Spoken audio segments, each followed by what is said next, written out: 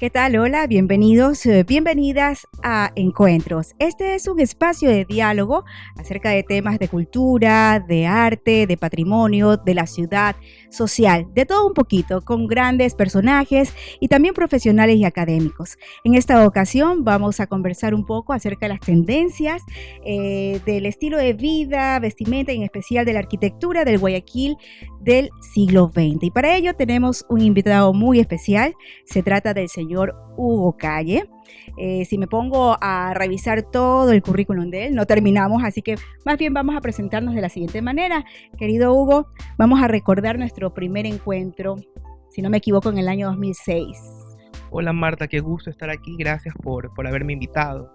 Sí, ya nos conocemos creo más de 12 años, tanto tiempo ha pasado. Cuando hicimos el programa Para amar a Guayaquil y conocerlo con la concejala Andrea Jacome. Claro, fue una linda experiencia. Sí, fue mi primer bonita. encuentro en realidad contigo. Llegamos a 20 colegios, promovimos la historia de la ciudad. Fue realmente una actividad muy, muy valiosa para la ciudad de Guayaquil.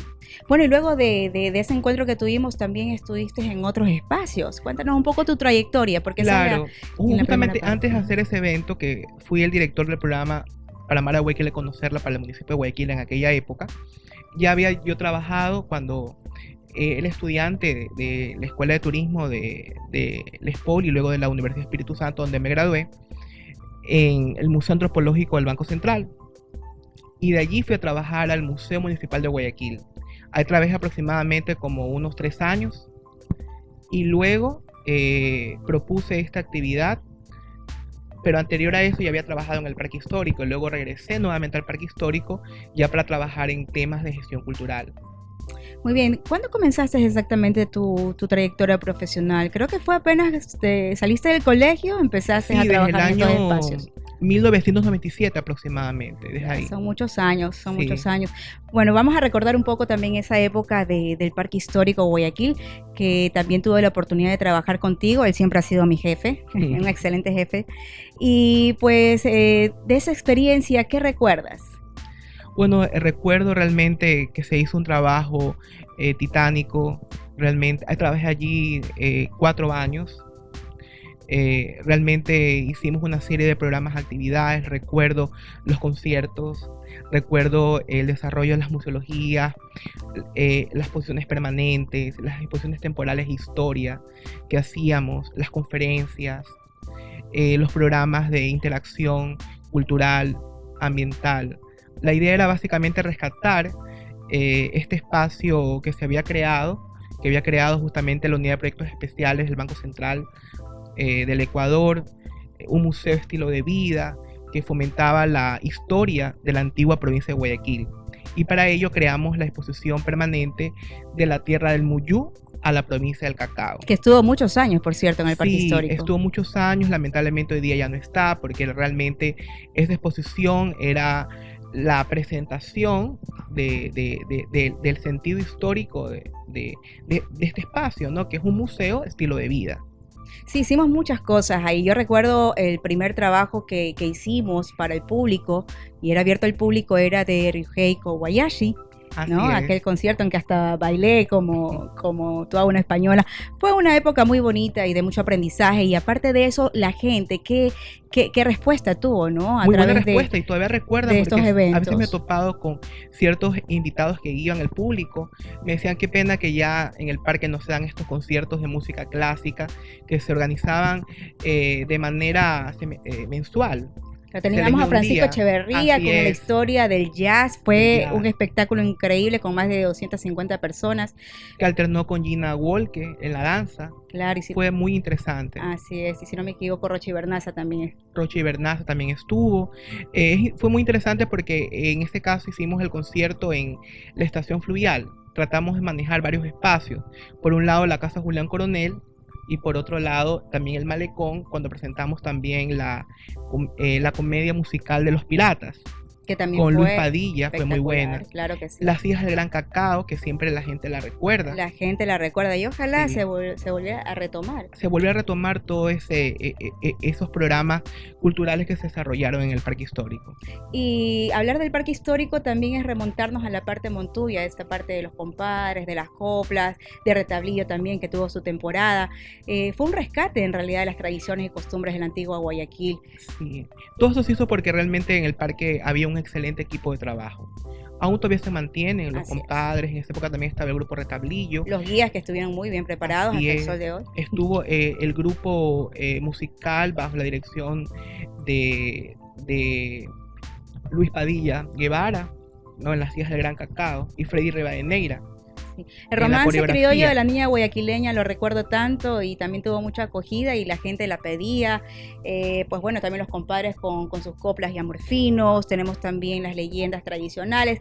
El parque histórico fue una experiencia maravillosa, tanto para mí como estoy segura que también para ti. Sí, porque yo pienso que allí me dieron las pautas, porque conocí bastante, tuve que empaparme, investigar de la historia de la antigua provincia de Guayaquil, porque me tocaba hacer lo que era la museología, ¿no? De las exposiciones, la preparación de los guías, la elaboración de los guiones académicos. Entonces esto me sirvió luego para mi siguiente trabajo, que fue asumir la subdirección de cultura de la prefectura del Guayas, donde básicamente tuve la oportunidad de conocer toda la provincia y los 25 cantones y las 29 juntas parroquiales que forman parte del Guayas. Sí, fue un trabajo duro. Yo recuerdo también Sí. haber compartido con Hugo Sí, también nos ayudabas en el varios himno del eventos. Guayas cuando se lo justamente difundió alrededor de toda la provincia. Fue una Sí. experiencia también muy, muy bonita, enriquecedora sobre todo, No, porque que allá fue conocer tipo de nuestra gestión. tierra nos Así ayuda es. a valorarla. Lo interesante es porque he estado en varios espacios culturales. El parque histórico tenía un público distinto. En cambio, acá en la prefectura el trabajo fue diferente porque tuve que desarrollar estrategias para construir públicos diferentes para diferentes cantones con diferentes temáticas, ¿no? Es decir, que se pensaban actividades en base a un estudio que se hacía con las propias comunidades, porque siempre he creído que no hay que imponer la actividad cultural, no, más bien hay que ir a los lugares con las actividades que se trabajan conjuntamente con la propia comunidad que va a beneficiar a ellos. Es lo que hicimos también en Gabao, me acuerdo, también en playas, Memorias de Balsas, si no me equivoco. Así es. Se llamaba la exposición, donde la gente de la comunidad se involucraba a través del arte. O sea, sí, fue una actividad de fomento de la creatividad artística, fomento también de la memoria histórica. Lo interesante es que los proyectos de la prefectura estuvieron muy vinculados a la inclusión social, a la diversidad cultural, que son los ejes de las políticas culturales para justamente desarrollar los planes, los programas, los proyectos. Y eso fue lo que se hizo en la administración entre el 2010 hasta el 2014, ¿no? Hicimos una serie de programas, la creación del grupo Guayantes, también fue un logro, el museo itinerante. Esto va básicamente con la viceprefecta, ¿no? Luz Milán Nicolalde, se coordinó en esa época todo este tipo de proyectos. Se coordinó con los alcaldes, con los presidentes de juntas parroquiales de ese entonces, y sobre todo con los líderes comunitarios, con los gestores culturales también, porque la provincia tiene un sinnúmero de gestores culturales, más de 400 en toda la provincia. Es muy larga tu trayectoria, Sí. Definitivamente nos podemos quedar hablando mucho, mucho tiempo. Estás también en la alcaldía de Babahoyo actualmente. Sí, ya en la actualidad estoy ya 1 año, 4 meses. Me contrataron para crear el Museo Municipal de Babahoyo, ya el museo está listo. También ya se dio apertura al Centro de Arte, y el Centro de Arte ya ha tenido algunas exposiciones. Vamos por la 8ª exposición. En este momento tenemos una exposición de arte contemporáneo, nueva propuesta única para Babahoyo, para el público de Babahoyo, que se llama Lo No Estético. Y muy interesante, ¿no? Ya lo inauguramos la semana pasada y la próxima semana tenemos un conversatorio y también tenemos una serie de capacitaciones en temas de patrimonio cultural, memoria histórica, fortalecer la historia de Santa Rita de Babahoyo. Encuentros es un espacio semiformal para el diálogo en temas culturales, artísticos, patrimoniales, sobre la ciudad y la sociedad que la mueve. Los invitados son amigos académicos, profesionales, personajes y protagonistas que comparten su experiencia, cada uno desde su área. Aprovechamos las herramientas tecnológicas para llegar a ti a través de estos encuentros.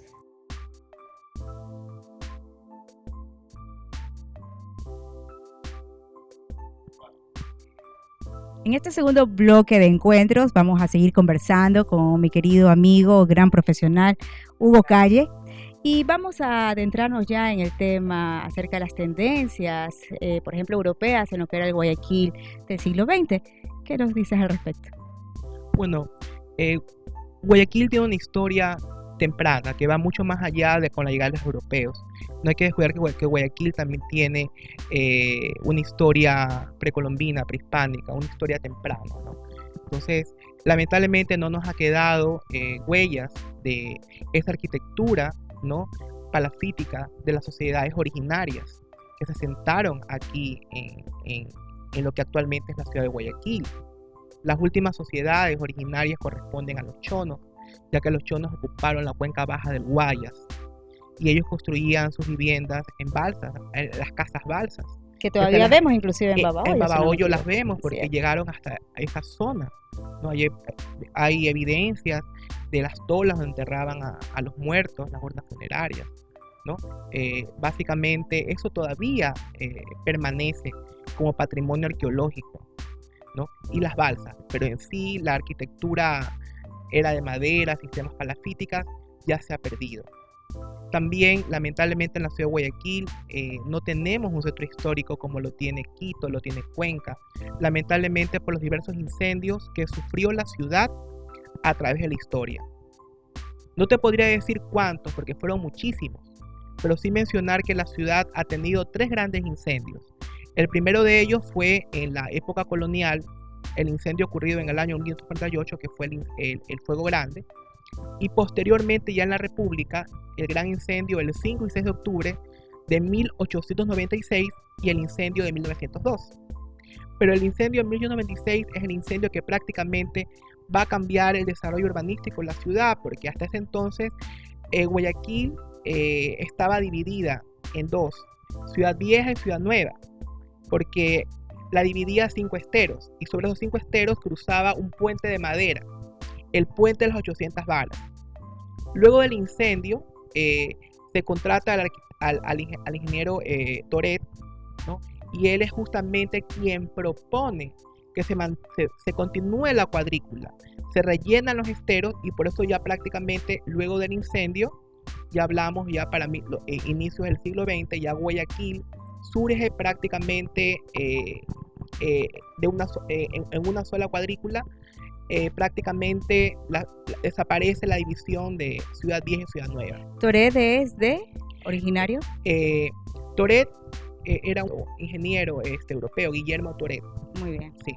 Y bueno, de ahí, ¿cuál fue el siguiente paso de Guayaquil? Ya, el siguiente paso básicamente fue reconstruir la ciudad. Y ya Guayaquil se reconstruye entre 1915 para 1920. Se contrata una serie de proyectos con arquitectos italianos. Acá estuvo el primer moderno, un arquitecto muy reconocido como Francisco Macaferre. Hay obras de Ugo Falloni, también de Pedro Fontana. ¿Cuáles son esas edificaciones donde podemos encontrar ese trabajo? La obra más trascendente de Francisco Macaferre es el Palacio Municipal de Guayaquil, una joya arquitectónica de la ciudad. Que todos lo conocemos. Que fue inaugurado el 27 de febrero de 1929, una obra de estilo ecléptico, y vemos una diversidad de estilos renacentistas, ¿no? Las columnas grecorromanas, las cúpulas, ¿no?, de estilo árabe, por eso es un estilo netamente ecléctico. Encontramos también obras de él en el barrio Centenario, la Casa Macaferre, ¿no? Todavía queda un legado arquitectónico de la obra Macaferre. Es importante mencionar que sus estilos, ¿no, verdad?, están enmarcados dentro de lo que es la arquitectura también posterior a lo que hizo con el Palacio Municipal, una arquitectura racionalista, ¿no? Durante ese periodo, a partir de 1920, se genera la arquitectura academicista, ¿no?, como producto del símbolo agroexportador, la burguesía agroexportadora de Guayaquil, que contrata a estos arquitectos, ingenieros italianos que dejaron acá su legado. Y no solamente en la obra arquitectónica, sino también en las obras artísticas, en las esculturas. Tenemos, por ejemplo, las esculturas de Enrico Pacciani, que están en el cementerio, ¿no verdad? Son unas obras maravillosas. Y de artistas italianos que dejaron también su huella en la ciudad, como el monumento a Simón Bolívar, la estatua ecuestre, que está en el Parque Seminario, una obra que la diseñó Giovanni Anderlini Faceva. Una gran tendencia de parte de Europa acá. Y el monumento Antonio José de Sucre, que está en la Plaza de la Administración, que lo hizo justamente Augusto Falloni en 1911. Entonces son legados que todavía permanecen allí, ¿no? ¿Y a qué se debe esa tendencia europea en el siglo XX en Guayaquil? ¿Tiene que ver con el tema del boom del cacao y toda esa época de bonanza en Guayaquil, claro, por ejemplo? Está relacionada porque justamente el modelo agroexportador de Guayaquil se basaba principalmente en la exportación del cacao. Entonces, como bonanzas, el boom cacaoetero hizo que las familias guayaquileñas viajaran a Europa, principalmente a Francia, regresaran con las ideas de aquel entonces y desarrollaran el estilo neoclásico, lo impusieron en su vestimenta, lo impusieron en la arquitectura siglo XXI de Guayaquil, que es una arquitectura neoclásica, básicamente se caracteriza por patios centrales, por elementos clásicos, soportales y tan amplias galerías, y principalmente también las chazas. ¿Y qué edificación podemos identificar con esas características en Por Guayaquil? ejemplo, la edificación que tenemos en el Parque Histórico, que se trasladaron de Guayaquil, como la Casa Julián Coronel. Entonces, la Casa Lavalle en Paredes, estamos hablando de Julián Coronel. Claro, la Casa el Banco Territorial, Paredes, el Banco Territorial, Casa Rosada, que también Casa se trasladó, Rosada, que no está terminada todavía, y también ciertas pero está edificaciones ahí, que están en la calle Numba Popiloyona, ¿no? Del barrio de Las Peñas. Que ese es de la época colonial. No, porque Corrígeme. Justamente por el inicio de 1996 desapareció la arquitectura colonial. Entonces, el barrio de Las Peñas es un barrio que se reconstruye luego del gran incendio de 1896. Entonces, por ejemplo, tenemos la Casa Calderón, donde funciona el Instituto Nacional de Patrimonio Cultural. Esto es un ejemplo también de una arquitectura criolla o siglo XXI. La llaman criolla porque hay que recordar que cuando fue llevado a cabo fue la construcción de esta arquitectura, la nación, el modelo de nación que tenía el país era una nación criolla, porque luego de la independencia hemos pasado por 3 modelos de nación. La nación criolla porque básicamente estuvimos gobernados por los criollos, es decir, los hijos de los españoles nacidos en América. Luego experimentamos la nación mestiza y desde 1970 estamos en un nuevo proyecto, que es la nación de la diversidad.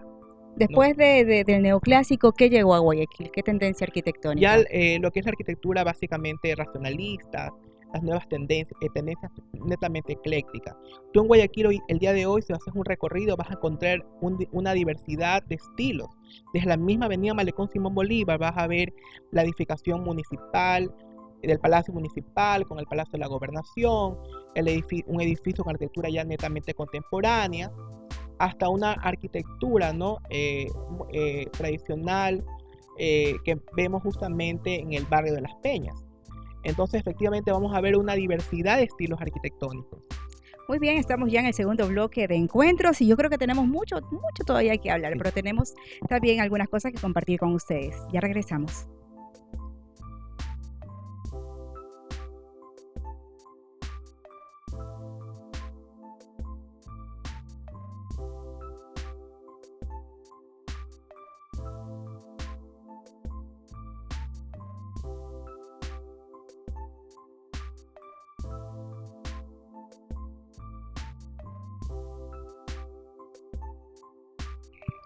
Y continuamos con este encuentro interesante con mi querido amigo Hugo Calle y vamos a retomar el tema de la arquitectura del Guayaquil del siglo XX y pues es bueno también que las personas que nos están viendo, que están escuchando, conozcan cuáles son esas edificaciones, características que aún podemos ver en el Guayaquil de ahora. Bueno, hay algunas edificaciones que han sido declaradas patrimonio local, como el Palacio Municipal, como vuelvo a repetir, una joya arquitectónica, el Palacio de la Gobernación, el edificio de la Biblioteca Municipal, que es una obra del arquitecto Guillermo Cubillo Renela, ¿no? La edificación que está junto a la biblioteca, que es el Museo Municipal también, que data de 1970. La edificación del diario El Telégrafo, que también es importante y sí, antigua, ¿no? Guarda las edificaciones, historia. templos masónicos, la que está en 9 de octubre, justamente del diario El Universo. La de Diario El Universo. Hay otra sí, también por la bahía, no recuerdo la calle, sí, pero también con justamente hay masónicas. dos, ¿no? Hay dos templos masónicos. Su arquitectura, ¿no? Es patrimonial, es una arquitectura clásica. Y un sinnúmero también ya de edificaciones privadas, sobre todo también las edificaciones que están en el barrio de Las Peñas, ¿no? Como arquitectura siglo XXI, arquitectura tradicional. Pero conjuntamente con estas edificaciones también es importante los monumentos, como la columna de los próceres de la Independencia, que está en la Plaza del Centenario, que es el monumento más emblemático de la ciudad, ¿no? Y que data de 1918. Imagínate cuántos años ya el centenario, ya son claro, ¿no? Y obra de un artista español, un artista catalán. El proyecto fue de Agustín Querol, ¿no? El hemiciclo de la Rotonda, donde está el monumento de Bolívar y San Martín, que también lo hiciera otro español, José Antonio Homs. Tenemos el monumento a Simón Bolívar, la estatua ecuestre, el monumento a Antonio José de Sucre, el monumento a José Joaquín de Olmedo, el monumento a Don Vicente Rocafuerte, que por cierto es el primero que se construye en la ciudad de Guayaquil, el monumento a Don Pedro Carbo, ¿no? Son monumentos que forman parte de los recorridos patrimoniales que se hacen en la ciudad. Es importante destacar que Guayaquil no es la excepción en el Ecuador respecto a que posee un legado europeo. Nosotros tenemos aquí un legado de obras de artistas italianos, ¿no? Catalanes, españoles y también franceses.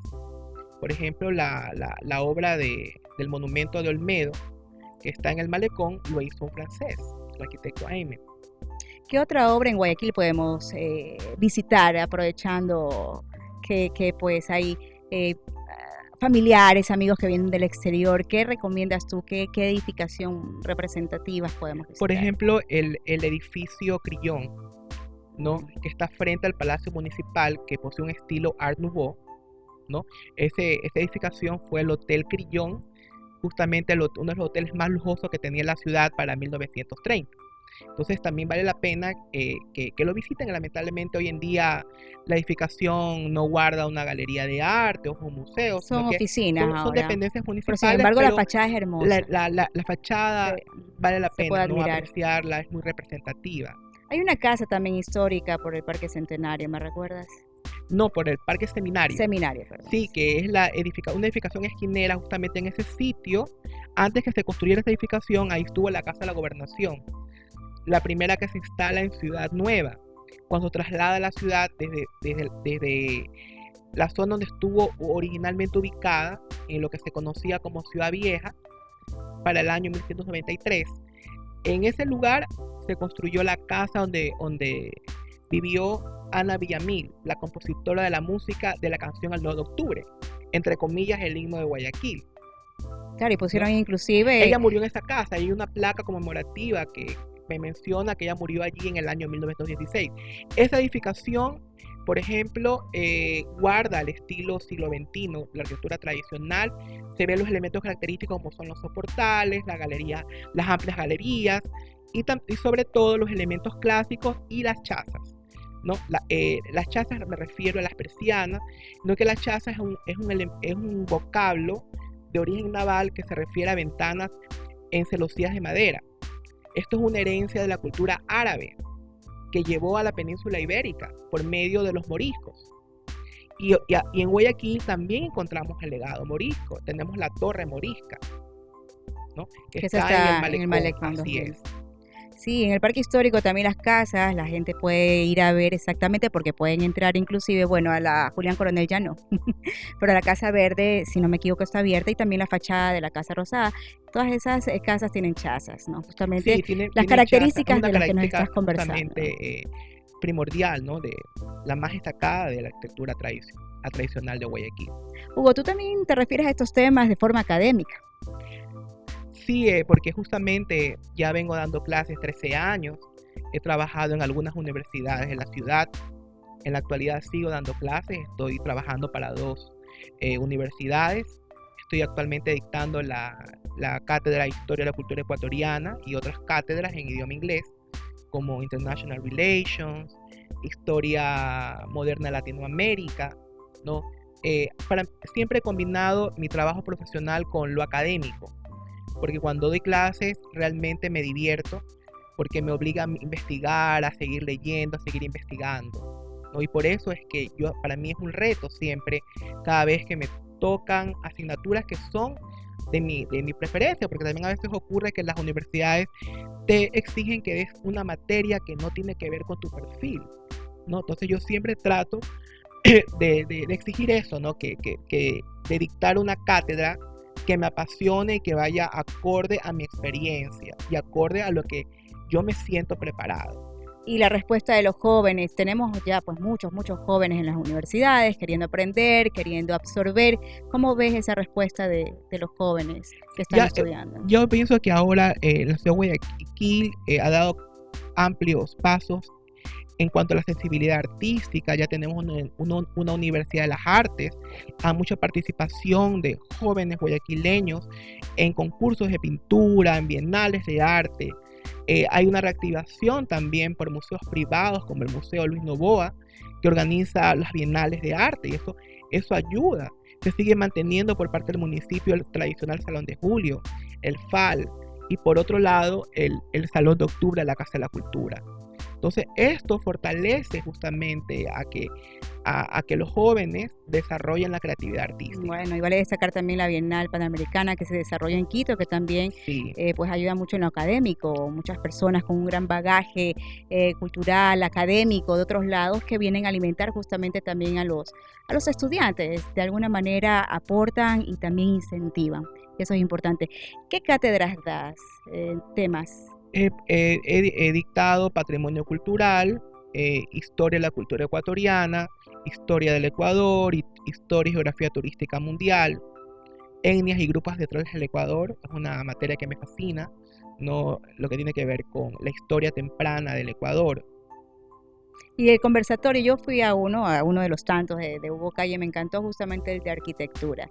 Esto fue en el Presley Norton, creo que hace 2 años estuve presente. Sí, porque había un programa que se denominaba Museo de la Ciudad. Entonces el Museo Presley Norton, a través del Ministerio de Cultura, organizaba de manera semanal conferencias alusivas al patrimonio, y al que tú fuiste era una panorama histórica de la arquitectura de Guayaquil. Entonces ahí me remonté desde la época precolombina, de la historia temprana de Guayaquil, hasta el siglo XX.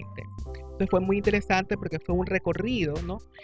Apreciando las imágenes para que justamente se capte, ¿no? De cómo eran estas edificaciones y poder hablar de los elementos característicos.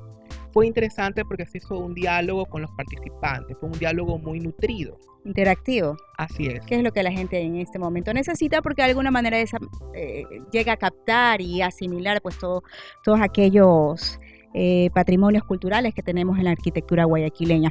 Vamos al corte, el tercer bloque, y regresamos luego con más. Te vamos a presentar una agenda cultural para que sepas qué hacer este fin de semana o estos días en diferentes lugares, y pues pueden ser museos, pueden ser galerías, así que lo vamos a descubrir ahora.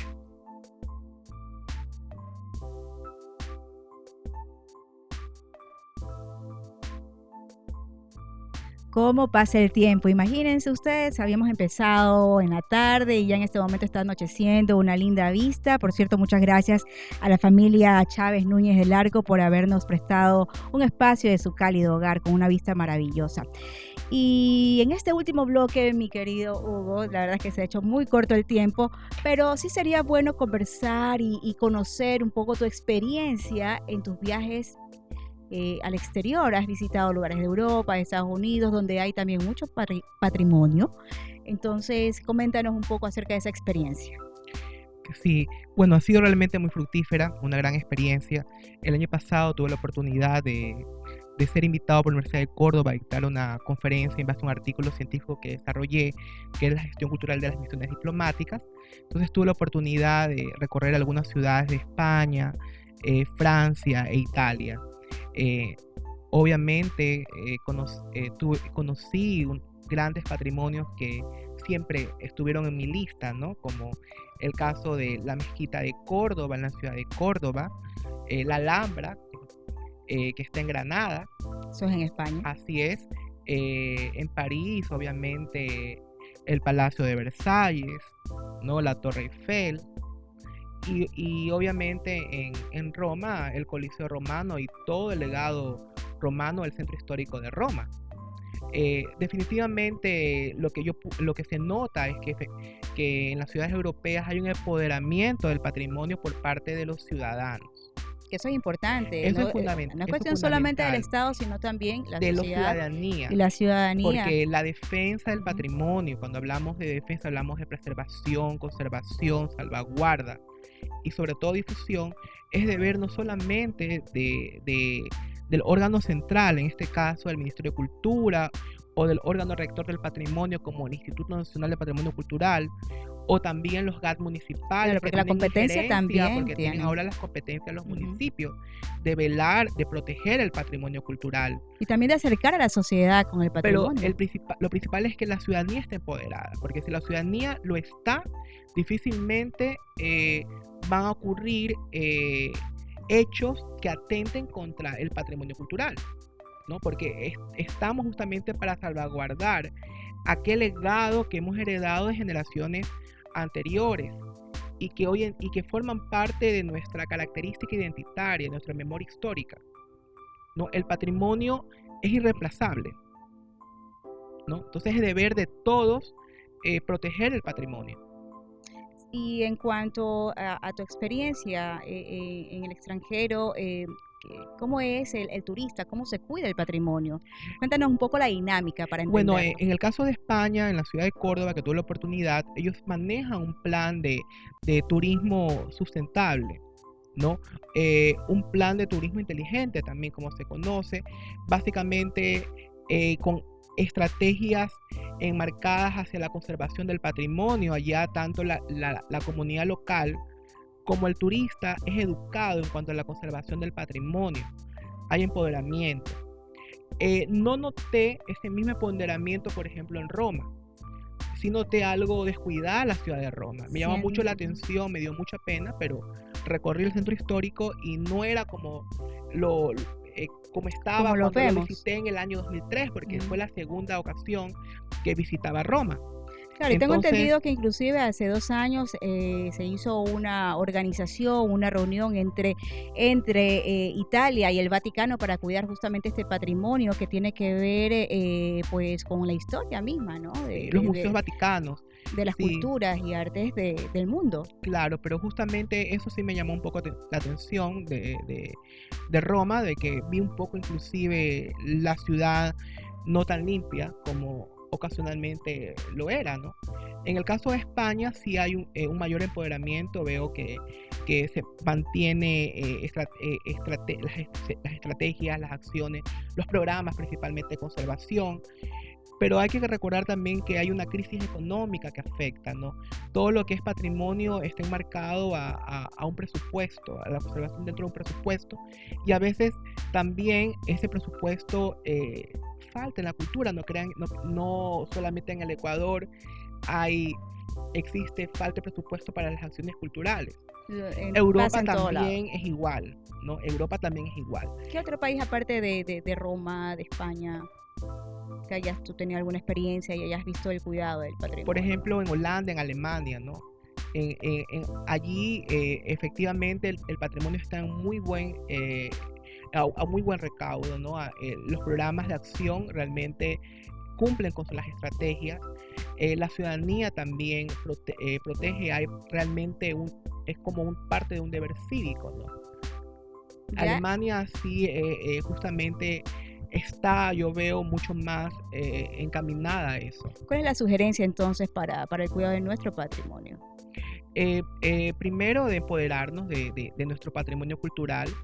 Segundo, de establecer programas de gestión cultural para reactivar, darle un nuevo uso a los patrimonios para su autogestión, porque si no hay presupuesto para mantener, que lo pueda otorgar por el órgano rector, o sea, el Estado, por otro lado los GATS municipales, entonces hay que buscar mecanismos de autogestión, ¿no? A través de proyectos que sean ecoamigables, sustentables al patrimonio cultural, que no vaya a producir un impacto negativo al patrimonio, que más bien difunda el patrimonio, que difunda el contexto histórico de ese patrimonio, ¿no? Y de esa manera se conserva por medio de las actividades turísticas. Así es.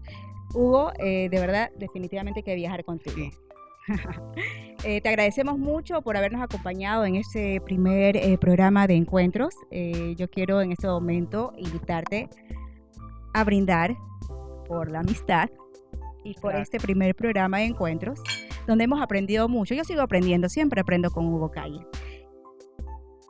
Este ha sido un encuentro enriquecedor con mi querido amigo Hugo Calle. Espero tenerte próximamente en Encuentros. Gracias al programa Encuentros y a ti, Marta, por haberme invitado. Muchos éxitos en tu programa. Encuentros es un espacio semiformal para el diálogo en temas culturales, artísticos, patrimoniales, sobre la ciudad y la sociedad que la mueve. Los invitados son amigos académicos, profesionales, personajes y protagonistas que comparten su experiencia, cada uno desde su área. Aprovechamos las herramientas tecnológicas para llegar a ti, a través de estos encuentros.